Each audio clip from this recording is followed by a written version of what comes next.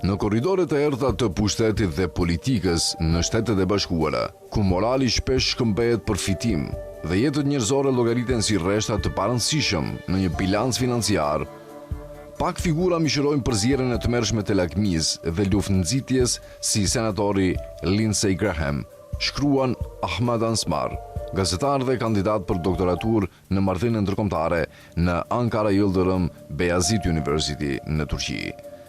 Republikani famkeq nga Karolina e Jugut është pozicionuar si një nga mbështetësit më të besueshëm në Senat për luftrat të pafundme, jo në shërbim të popullit amerikan, por në shërbim të dy zotërive, projektit kolonial izraelit dhe industrisë së përgjakshme të mbrojtjes që përfiton nga çdo konflikt që ndihmon të ndezë.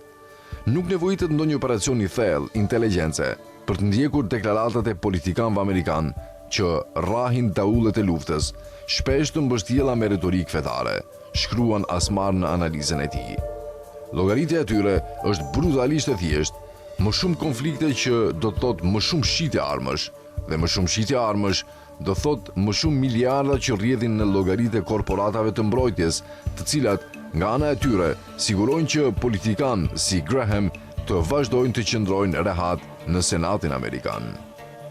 Kjo marrëdhënie djallëzore midis tregtarëve të vdekjes dhe aleatëve të tyre në legjislativ, siç shkruan Asmar, ka ushqyer luftrat e udhëhequra nga SHOBA-ja gjatë 2 dekadave të fundit në Irak, Siri, Ukrainë dhe së fundmi në gjenocidin e Izraelit në Gaza dhe luftën e vazhdueshme SHOBA-Izrael kundër Iranit.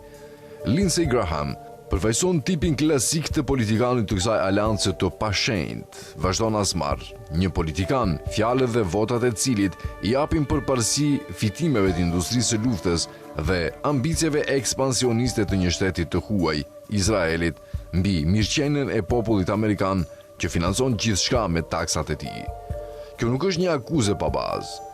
Gjurmët financiare që lidhin Grahamin me makinerinë e vdekjes janë të dokumentuara qartë që nga viti 2018, fushatat e tij elektorale kanë marrë të paktën $2.1 milion drejt për drejt nga korporatat e industrisë së mbrojtjes, kompani aksionet e cilave rriten sa herë që bie një bombë apo përshkallëzohet një konflikt.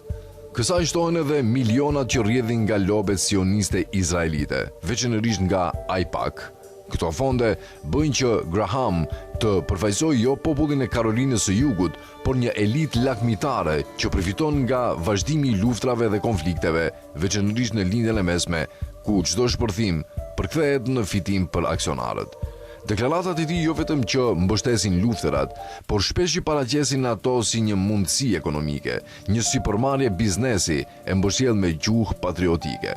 Kur agresioni SHOBA-Izrael kundër Iranit u intensifikua, shkruan Asmar, Graham foli hapur për ndryshimin e regjimit në Teheran, duke parashikuar shfaqjen e një lindjeje të mesme të re, ku sipas fjalëve të tij, ne do të ecim shumë para.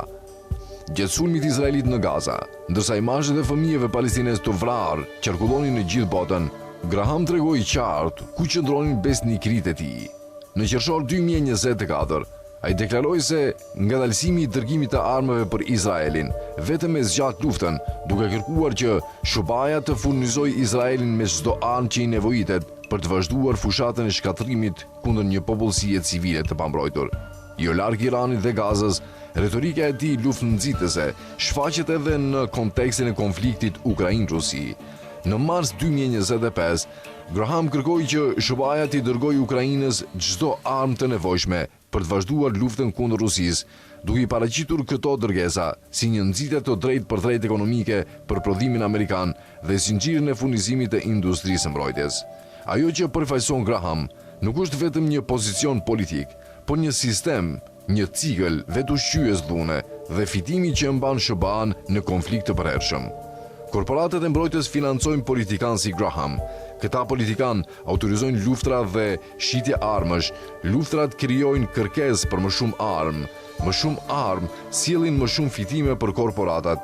Më shumë fitime sjellin më shumë donacione për politikanët. Rrethi mbyllet dhe vrasjet vazhdojnë. Për sa kohë politikanë si Lindsey Graham mbajnë pushtetin, kompleksi industrial i mbrojtjes do të vazhdojë të ushqehet me konflikt, Izraeli do të vazhdoj agjendën e tij ekspansioniste me armë dhe para amerikane.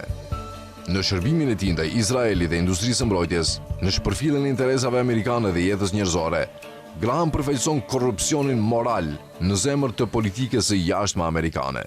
Dhe për sa kohë ai dhe të tjerë si ai mbajnë pushtetin, bota, sipas këtij këndvështrimi, mund të pres vetëm më shumë luftëra, më shumë vdekje dhe më shumë fitime për tregtarët e vdekjes, përfundon shkrimin e tij gazetari Ahmad Asmar.